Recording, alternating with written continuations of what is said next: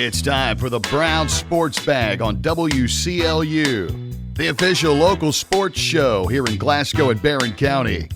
And now, alongside John Butler, here is your host, James Brown.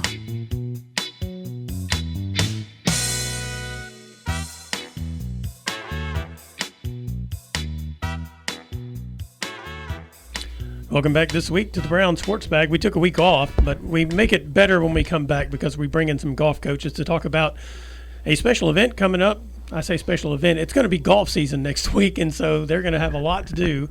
This is James Brown here with John Butler, presented by McDonald's Glasgow. We have also Chase Landrum, the boys golf coach at Glasgow High School, and Craig Pippen, the boys golf coach at Barren County. And what we're going to do, we're going to have a couple of segments talking to these guys because the first segment, we're going to let them tell us about what's happening next Monday and Tuesday and how this came about. And then in the second segment, they're going to tell us a little bit about their teams because they'll be playing in this event. So you guys have basically, some people see these things on the Bluegrass Golf Tour. It's combo regional. They'll play at one golf course one day and the other the next day, and then they'll combine the scores, and you'll have a daily winner, and then you'll have a combo regional winner kind of thing. And I understand that's kind of your setup you have here. Is that right? Yeah, it is. We're going to have a Trojan Cup champion, a Scotty Cup champion, and an overall champion. Yeah.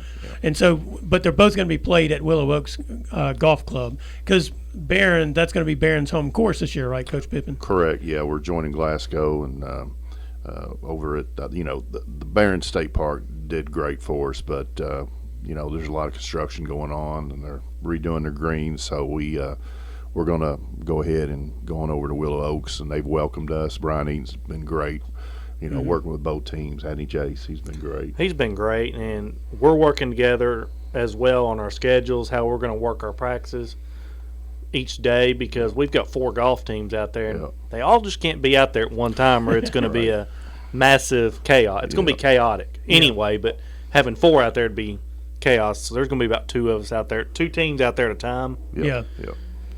So Brian's got his hands full, put it that way. Yeah. Sorry, Brian. But it is kind of great that they said, we welcome all you guys out here because, for years, Barron's been out at the lake. And when I say for years, for 20 or 25 years, something like that. Yeah. And but like you said, they've got the work going on. They don't even have any greens, so it's kind of work your putting practice when you don't have a green to putt on, right? So, so anyway, it was just an opportunity for you guys to be on the same course. So whichever one of you wants to go first. So who said, hey, how about we try to put together some sort of combo regional? Well, I kind of came up with the idea. I went to Chase and I said, let's try to do something. And this was toward at the end of last golf season. Yeah. Late last year. Yeah, this was right after last golf season.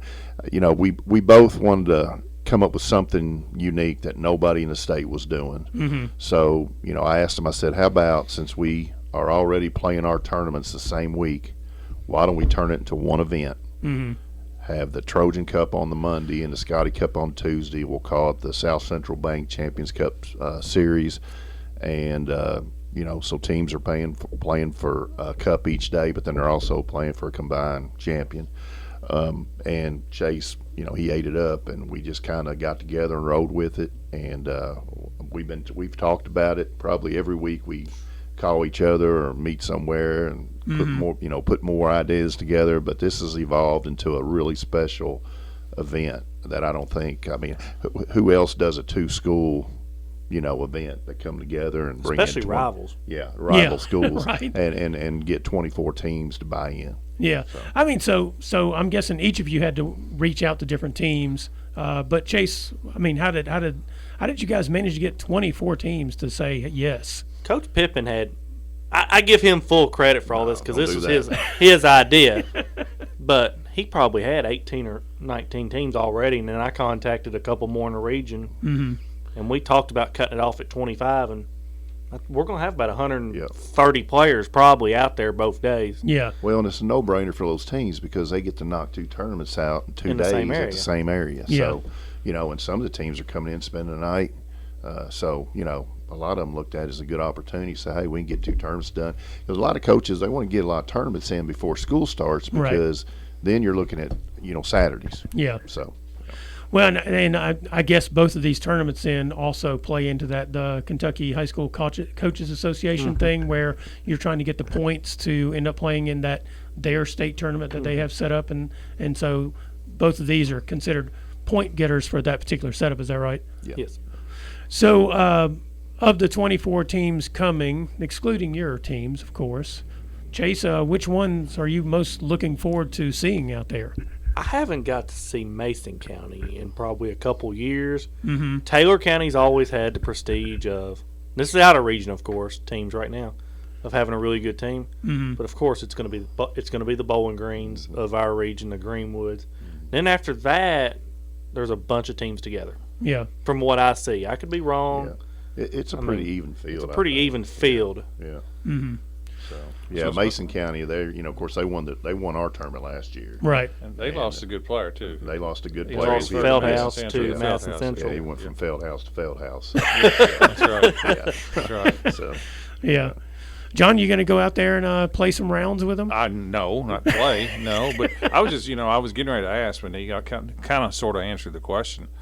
It's not only good for the schools; it's good for the town too, right? I mean, right. If you got people staying all night, hotels. Yeah. And well, just two-day the other event, night, we, Chase and I had dinner together, and we were kind of doing some last minute planning, and both of us commented on how many people in the community have come up to us and said, "Wow, two programs, two rival schools coming together and making something unique and exciting, and the community loves it." Yeah.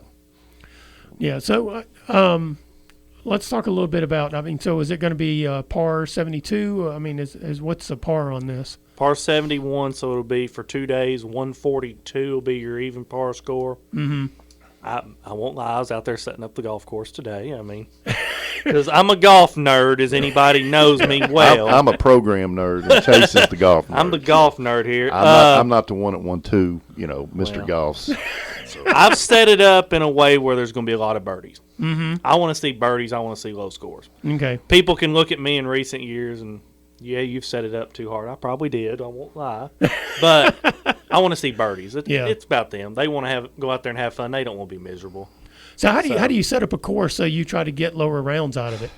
Pin placements. Yeah. So you play on these greens out there at Willow Oaks all the time, so you know where I kind of know where they should be and should not be. Yeah. But I've put them in places before where they should not be. So, and I've heard about it. So Adam Witt's probably listening, thinking. Not from us. So and James asked that question: how do you set it up? Do you get a mulligan every hole? That would help me. They would lower my score a little bit. We have the running thing when we play 2 off the first tee. Is that right? 2 off the first tee, but no. So you do think there'll be some scores in the 60s? I think there'll be some scores in the 60s. Yeah. I do. We thought about doing skirts and mulligans, but we better not. And with that, in fairness, with that many players, if you make it too difficult, they'll be playing all day. All day. Yeah. You want to get them out there in 4.5 hours and move on. But that many players, I'd say we'll be out there 5 hours, which is okay for that. For that type of golf, it's fine. They're going to get around in 5 hours.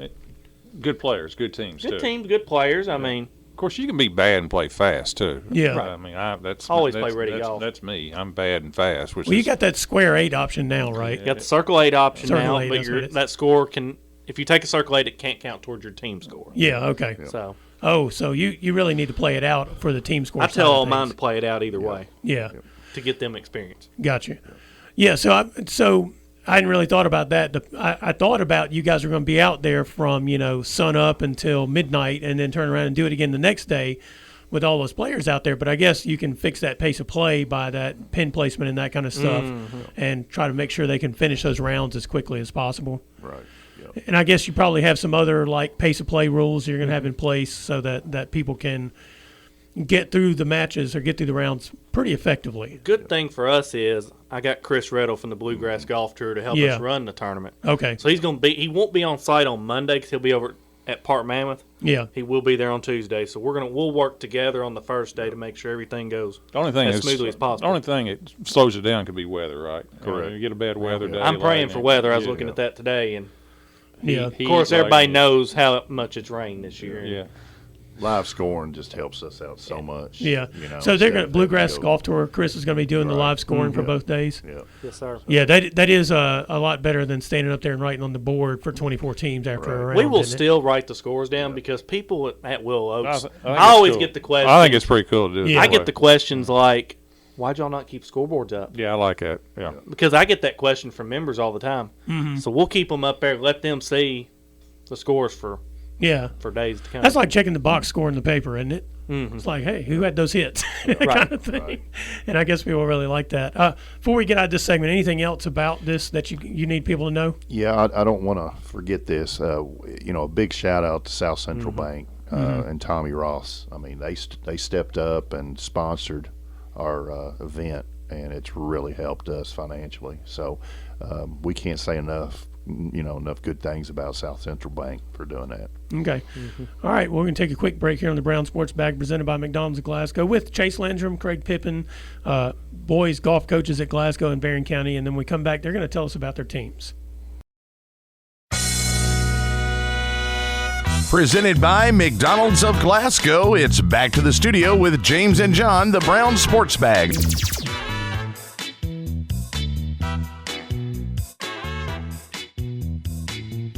Welcome back to the Brown Sports Bag. This is James Brown, John Butler, presented by McDonald's of Glasgow. We also have Chase Landrum, Glasgow boys golf coach, with us, and Craig Pippen, Barren County's boys golf coach. Chase is going to tell us about his team. We all know about Griffin Jackson because he made a name for himself by making the state tournament as a 7th grader, and he's only improved since then. But the rest of your team, you've kind of graduated some guys, fairly decent golfers in the last couple of years. Lost 2 or 3 from last year as well. So, you got a different kind of setup, probably led by Griffin, who's only going to be a freshman. But tell us about that team. I lost my team leader last year in Harrison Belcher, so I'm looking for a new team leader this year. He's been my team leader ever since I come back into it. Yeah, Harrison kind of a leader in everything he does, isn't he? He's a leader in everything he does. I mean, he just standout guy in general. Mm-hmm. This year, we're a little younger this year, which I feels the motive in Glasgow sports right now. I'll say it. In all sports around, we're pretty young. Yeah. Which I think is a good thing. Mm-hmm. So you're going to have some learning curves early on, but I've got 3 seniors, which is funny. 2 of them play baseball. It's come out for me this year.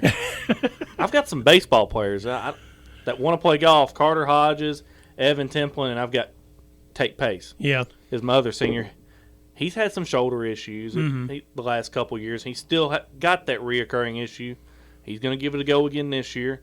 Of course, we got Griffin Jackson. He just got back from Paducah playing AJGA qualifier last night. I think he shot 76 and finished 7th. Well, yeah. So he's come back. He's back ready to go.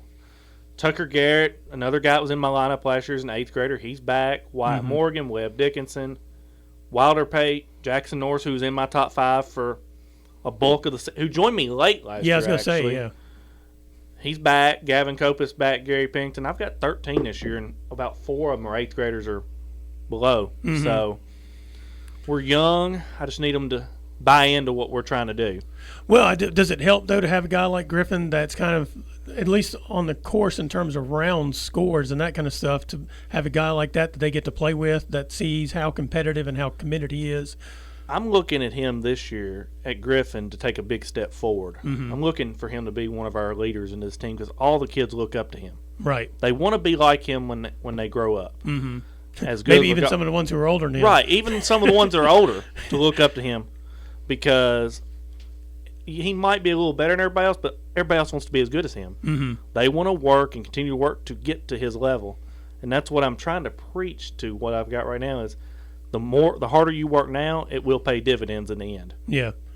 Well, what about for you, Coach Pippen? Because you also, I mean, you actually returned a few golfers from last season, but you've also lost a couple of solid golfers over the last couple of seasons. I think you've had 3 or 4 that played for you in the last couple of years who have gone on to play in college since then. So kind of rebuilding a little bit, I guess. Yeah, we've had 3 last 2 years. We had Kyler and Jameson and Braden. And Braden's going to Campbellsville, and Kyler went to Brussia, and Jameson's over at EKU. But, we got big shoes to fill with losing Braden to graduation, and that's where Cameron comes in.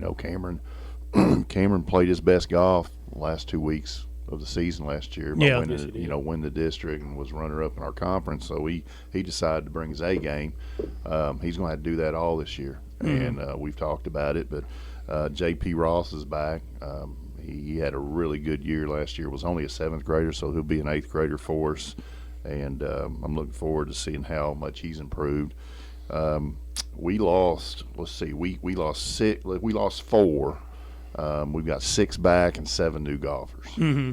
So half our team are players I haven't seen play a lot.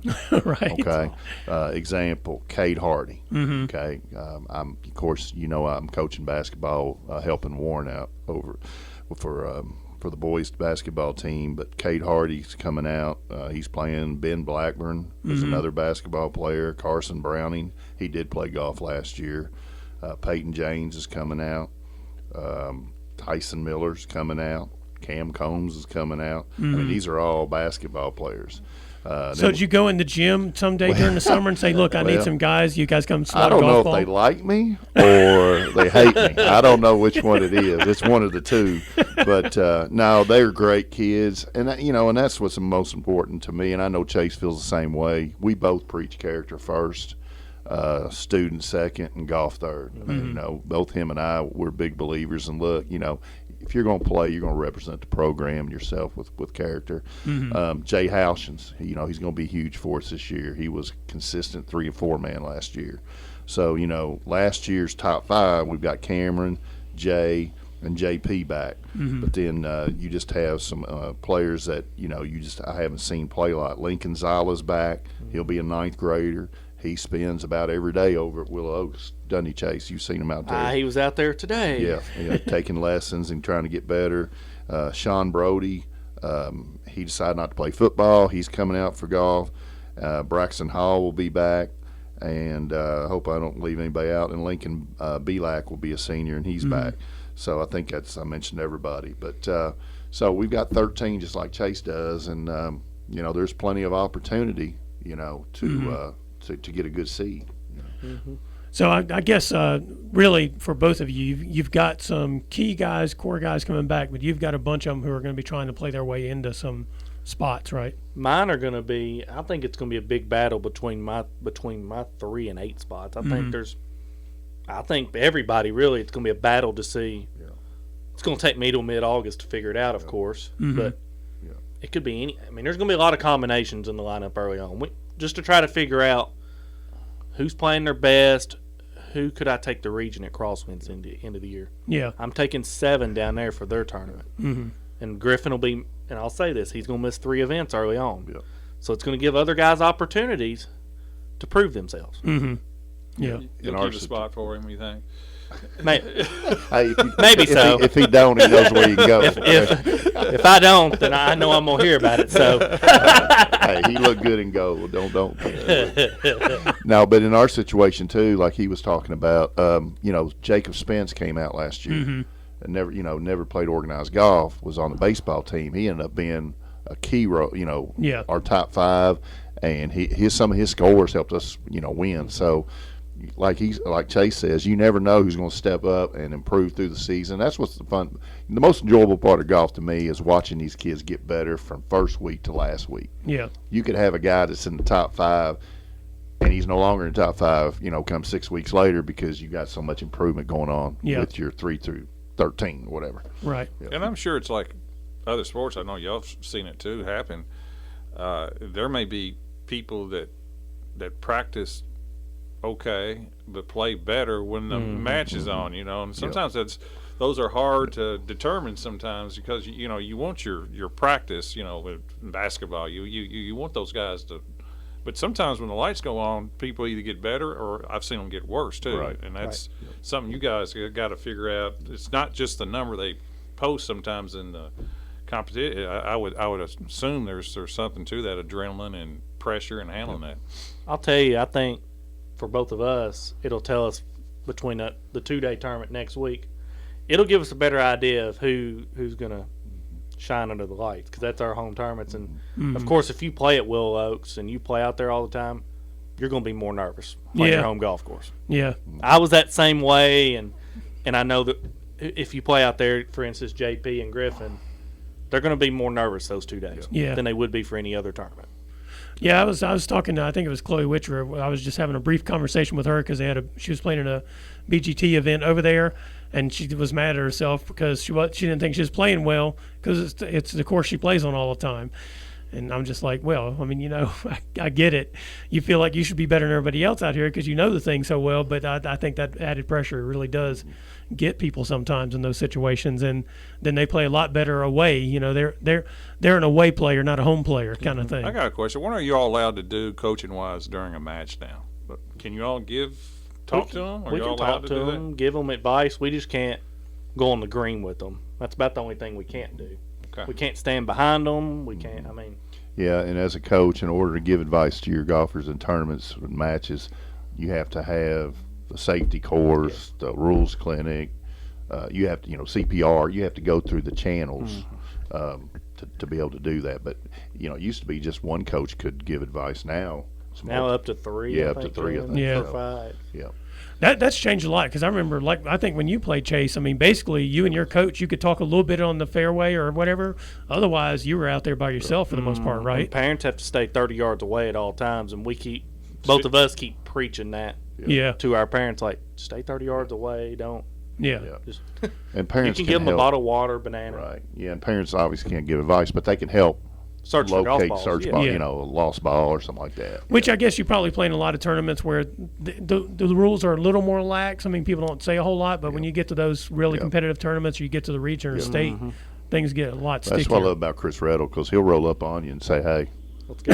back off. Back off. You're not supposed to be talking. You don't have a band. Let me see your band. Right. I don't have a band. Well, you're not supposed to be talking to him. Right. So. I mean, because they need everybody needs to learn it. The players, the coaches, parents need to learn it when it doesn't really count. You know what I mean? Because when you get that region, you make that mistake. I mean, you get a DQ and things are going real bad for you. Anything else you guys need us to know before you get out of here? Well, not really. I'm just excited. Chase and I are excited to see how this event goes year one, and hopefully we can build on it and come up with some new ideas. We really appreciate you guys having us in and promoting this and supporting our programs. James, I've always said you're awesome because I see you at all the sporting events, both sides. I don't know how you have the time to do what you do, but we appreciate that so much, and that means a lot to the kids. They may not say that to you, but when they see you out there covering them, that means a lot to them. The only complaint I have is your all's elevator. Okay, it took me 10 minutes to go 4 floors. I don't understand that. So maybe you need to get a new engine in that thing. Hey, look, man, you made it up here, so that's good. Yeah, that's true. We do have stairs if you'd like to use them. That's all right. No, I'll pass on the stairs. That's all right. All right. Well, thanks a lot to Chase Landrum, Craig Pippen, Glasgow and Barren County golf coaches for joining us here on the Brown Sports Bag, presented by McDonald's of Glasgow. We'll be right back. Presented by McDonald's of Glasgow, it's back to the studio with James and John, the Brown Sports Bag.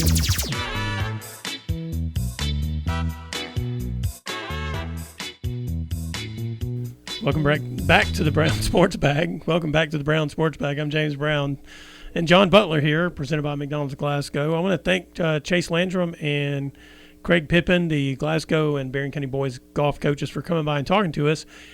In case you guys missed that whole first nearly 40 minutes of this show, next Monday and Tuesday, they will have back-to-back days of golf tournaments at Willow Oaks Golf Club. And day one, I think, is going to be the Trojan Cup, and day two is going to be the Scotty Cup. And then they're going to have an overall winner. It's kind of a combo regional kind of thing, combo cup. So if you can get out there on either or both days and you want to watch 24 high school golf teams compete, then I think it'll be a good thing for you to do. And it's kind of cool that they're doing this together, John. Yeah, it is. There's in today's time when it's hard to find people working together. Just look at Washington D.C., Frankfurt, and things. It's really hard to find. Yeah. It's to me, this is the perfect situation. Where you have two. I think that Chase and them, they mentioned rival schools, but same community and so forth. But working together, it's I think it's tremendous. I wish more groups, more people. World would be a better place if we worked more together. Obviously.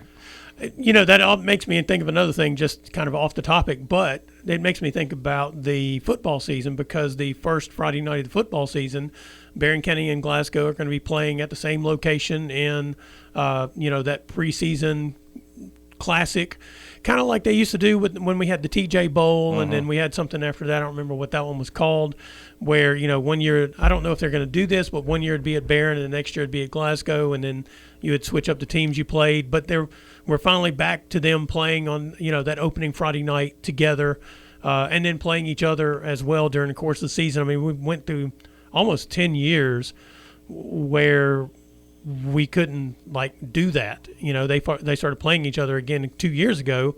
I know whenever Bo Matthews was superintendent, we had him on here, and we had different people on here. We'd talk about this with them, getting them to play each other and trying to get back to having that big community event again on a Friday night. So I'm glad we got 2 of them this year, and I think that's pretty awesome. I agree. The Major League Baseball draft is going on, to switch gears again, and a guy from Bowling Green, Patrick Forbes, right? Mr. Baseball. Mr. Baseball was drafted in the first round. Yeah. Now he was Mr. Baseball 3 years ago. Sorry. Yes. Yeah, 3 years ago. Played at Bowling Green High School. Mr. Baseball, both pitching and hitting. Yeah. And he's been at University of Louisville. Right. And he was drafted 28th pick, first round. By who got him? I believe it was. I'm trying to think who. I think Arizona got him. I think Diamondbacks. I think he was drafted by the Diamondbacks. I think I'm right on that one. So yeah, I mean that's a great story. Now he didn't pitch a lot. He was hurt his freshman year and hurt a little bit his sophomore year. So this year was the first year that he's really pitched. And at the end of the year he was tremendous. He throws about 97, 98. Has not thrown a lot, to be honest with you, because he was a two-way player going into college. But yeah, local guy, pretty local, and be 28 pick. I think he's slotted for like $3.1 million in that slot. So not a bad day. He's a junior. He could come back to college, but he won't. He'll take that. Yeah. Well, and he was kind of key to Louisville's run there at the end of the season. At the end of the year, that's correct. So I mean, that he was probably their best pitcher. Yeah, that probably elevated. I mean, everybody knew he could be good, but that injury, probably blunted a little bit until this year. And pitched on the big stage in the World Series. Yeah. He struck out like 12 or 13. Right. Yep. That kind of solidified it. Yeah, that'll get you in the first round, I guess. And then Ryan Weidman, he was drafted by the Padres in the third round. He had a breakout year. He was Player of the Year in Conference USA this year, and played at WKU. WKU had transferred. He was going to go to Clemson. Right. But this, I would say he would take the third round pick. He didn't have to. He could still go to Clemson and see if he could move up the board some more. So I don't know what he'll do. But most players that generally the team will have a conversation with you before they pick you. Right. Will you sign or not? Because they're not going to waste a third round pick. So I assume he will probably take that. Yeah, that third-round pick is kind of the indicator of he's valuable enough to the team that drafted him that they will, they believe he's going to do it, like you just explained. Now, sometimes if you're later in these rounds that come up, I mean, they may not have that conversation with you, right? I mean, if you're around 6 through 12 or whatever that's it is. right. But, even a third-round pick, you're slated for probably $500,000, things like that. Louisville also had 2 more picks. The last I checked, they had the fourth-round pick. Jake Monroe went to the Angels, and Matt Klein, their catcher, went to the Rockies in the sixth round. They're both eligible to come back. We'll see what they do. I'm curious. I wonder. I think the catcher could come back because he was hurt. He missed probably 80% of the games and finally got back at the end. Right. I mean, he could come back and maybe move up the draft boards next year, but we'll see. I think that's I've always found that an interesting thing. 2 things about Major League Baseball since they moved the draft, especially because it basically used to be in the middle of the World Series. Yeah, right? Which is crazy. Yeah, so you had people out there who were first round draft picks playing in the College World Series, and they're like, do I need to keep playing? But it goes both ways. It helps and hurts. It can hurt you or help you, and just like now they moved it afterwards. The Arkansas pitcher who threw the no-hitter against Murray and struck out 17. Yeah. He was drafted in the first round. Right. Yeah, he was coming off of Tommy John surgery, too. Right. and he would have probably not have been a first-round pick. No. But, when you do that on the big stage and dominant and so forth. Yeah. I think it's been great that they've moved the draft. And then the other part about the Major League Baseball draft is that the fact that you can get drafted, right out of high school after a certain amount of time. 3 years, if you can get drafted right out of high school, or if you go to college, you got to stay 3 years. Yeah, but then you still, even after you're drafted, you are not locked into it. You can go back if you have the eligibility. And I think in football and basketball, I know it doesn't work that way in basketball. If you sign with an agent. Well, yeah, there's that. All right, but once the draft hits, there's no going back. All right, you have to declare beforehand. Yeah, so not in baseball. Yeah, so I think that's kind of neat. I do too. Because the NBA draft used to be a lot more rounds too. Now it's just the 2 rounds. It used to be have 13 rounds, right, like that.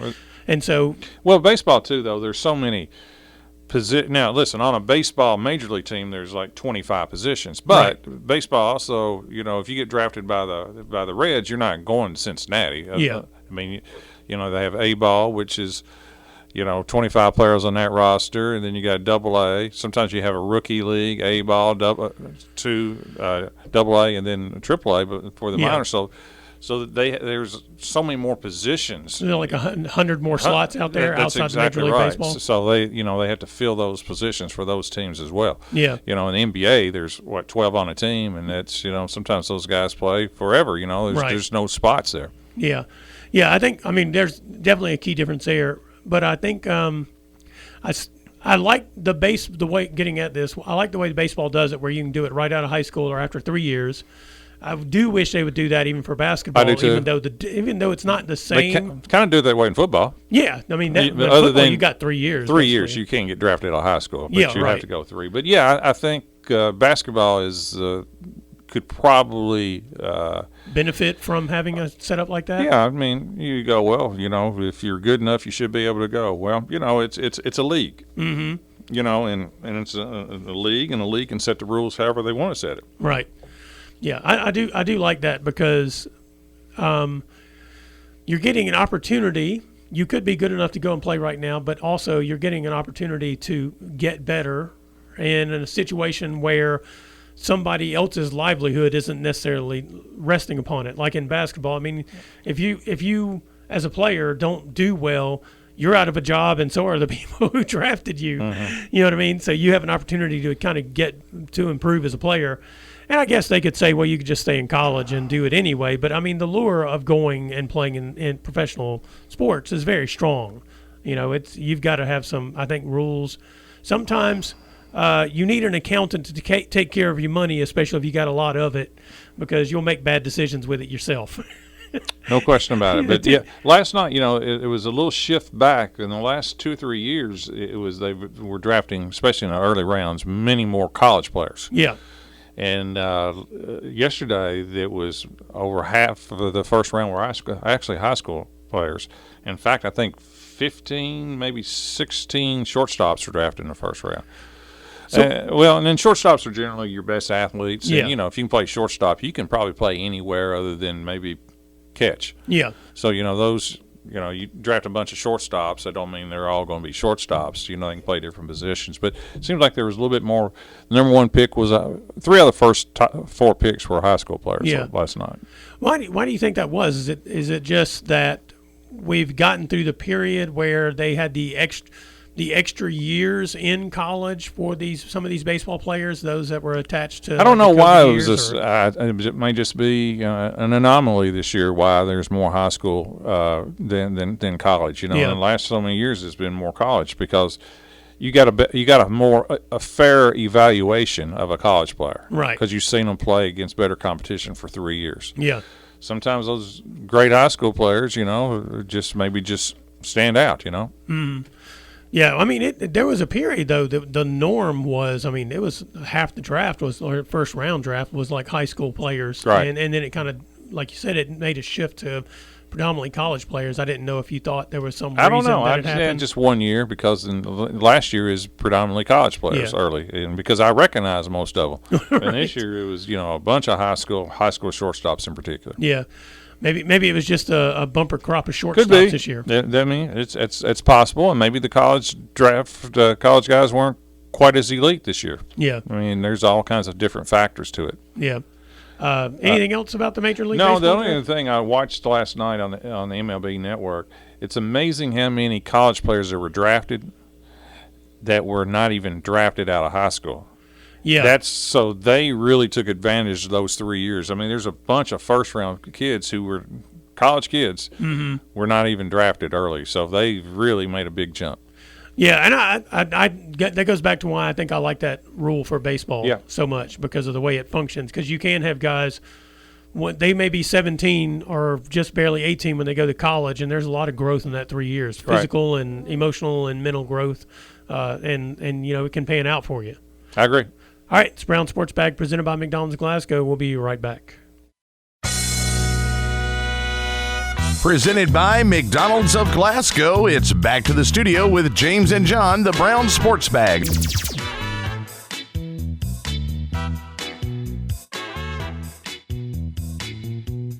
Welcome back to the Brown Sports Bag as we close out today's show here on WCLU, presented by McDonald's of Glasgow.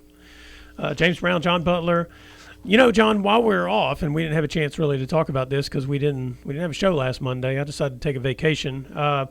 The Barren County 10-year-old girls softball team won their Cal Ripken region and were pretty dominant in it. Where's that played? Here? It was played up in Louisville. I don't know which park it was played, but it was played in Louisville. Okay. And they had a good run. Johnson County was the defending state champion. This is me going off memory. Johnson County, that's Paintsville, Kentucky. Yeah, way over there in eastern Kentucky. Yes, up there. Yeah, and we know about Johnson Central High School because they're usually really good in football year in and year out. I did not know that they were good at softball, at least 10-year-old softball in that neck of the woods. But yeah, they were defending regional champions, and I don't know exactly how these regions divide up these days, and I don't know that there's a 10-year-old World Series, so I haven't had an opportunity to really delve into anything beyond what I'm about to tell you folks about. But yeah, it was a team that won that tournament, and I know they had to play Johnson County back to back, so they ended up beating them, I think 7-2 in the first game, and they came back the next day and beat them, I think 7-0. Okay. So good run. They had a dominant performance in that tournament. So I don't, in a couple of years or so, probably about 3 years, we'll start hearing some of their names as they start cropping up, and at the high school level, especially some of them play a little bit early. They start playing some in middle school at that varsity level. They'll start cropping up. So I got a list of the names so we can look for them. I don't have it on me, but anyway, it's just one of those things I hold on to. So someday I can look back and go, oh yeah, they played on that team and that team. There you go. So yeah, they had a good run, and congratulations to them. Like I said, we didn't get a chance to talk about this. This happened, I think they won it the weekend of July 4th. So I think they won on the Sunday, so that would have been July 6th, I think, when they wrapped it up. And then we had the Barren County youth baseball teams. We had talked about this a couple of weeks ago, that they were playing their tournaments out there at Jackie Browning Park. I saw some of the photos you posted. They were good. Yep. And then we had, then Jackie Browning hosted the 12-year-olds team, and my son went and shot those, I think Thursday and Friday, or Wednesday and Thursday of last week, whichever way it worked out. I think it started on Wednesday, and they played through out there. They didn't win it. They got knocked out on Saturday. Our good friend Warren Cunningham and some of his guys were coaching that team. And I think Russell County ended up winning the 12-year-olds. I think Russell County also ended up winning the 10-year-olds and the 8-year-olds. Yep. Russell County must have a heck of a youth baseball program. Well, you can see how good their high school program is. Yeah. I mean, they were in state finals in high school just a couple years ago. Right. Yeah, as a matter of fact, I think whenever they won the region, that Patrick Forbes kid was playing at Bowling Green at that time when they went and made it to the state finals. So, or maybe that was one of the years they didn't get to state finals but won the region. So, yeah, that's how good their program is year in and year out. Anyway, so they ended up winning 3 of the 4 state tournaments, or whatever the age levels are that they have. The 10-year-olds for Barren County made it to the quarterfinals. They played that down at Fred Hell Park in Scottsville. And then they got knocked out down there, I think, by Elizabethtown, like 9-8, nail-biter of a game. And then the 8-year-olds, they played up in Louisville, and they ended up losing to LaRue County. I think it was like 16-12.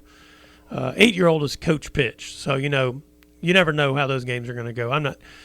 You better be good at hitting, or you better have a coach pitcher who doesn't strike out the team. No, yeah, your pitcher doesn't need to have an ego. Yeah, that's the one time you want your pitcher to not be great, other than to throw dead across the middle of the plate. That's right. That's exactly right. So anyway, that's pretty much a wrap on that summer youth baseball and softball. As far as I know, if we have anything else, we'll be looking for that, and we'll get that. We'll tell you about it here, or we'll have it online at WCLUradio.com. Anything else before we get out here, John?